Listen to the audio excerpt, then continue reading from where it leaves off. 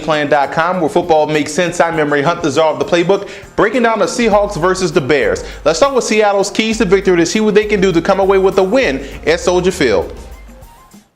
You look at the Seahawks offense and you have to like the progression that they've made over the course of the season. And it all starts with Marshawn Lynch starting his beast mode early and often during ball games. Now against Chicago, you will be able to run against that cover too. And what I like most about the Seattle Seahawks as far as how they run the football, it's all set up with different formations. They utilize a lot of different formations to get favorable matchups to where they can run the football effectively. Now attacking Chicago cover 2, they're going to have to attack the seams. They're going to attack deep down the field. And the way they can do that with those 4 vertical routes that widens out that cover 2, it puts stress on that defensive secondary, in particular the safeties, and they can have some success. Defensively, they're not facing Jay Cutler, they're not facing Matt Forte, they're facing Caleb Haney and company. So what they can do is apply pressure constantly. They have to play the run on the way to the quarterback.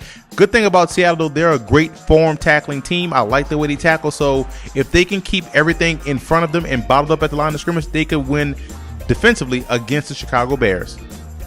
Now let's look at Chicago's keys to victory to see what they can do to pull off a nice win versus the Seattle Seahawks.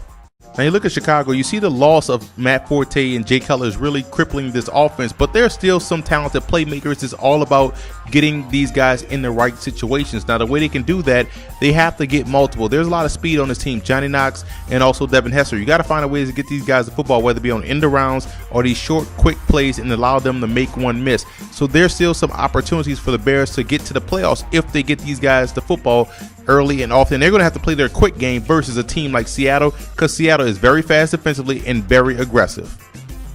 Now you look at the defensive side of the football, that's where all the talent lies for Chicago. They make a lot of plays. Now against Seattle, Seattle will try to use multiple formations to get favorable matchups. Chicago can come in and still be aggressive. Seattle has a weakened offensive line, so if they're going to make strides in this ball game, is going to be putting the game on the shoulders of Tavares Jackson and those wide receivers. And if they can do so, they have a legitimate chance to win this one at home and get back on pace in the playoff race. They can't allow the Seahawks balance it, and if they do, they'll find themselves dying by 1,000 cuts.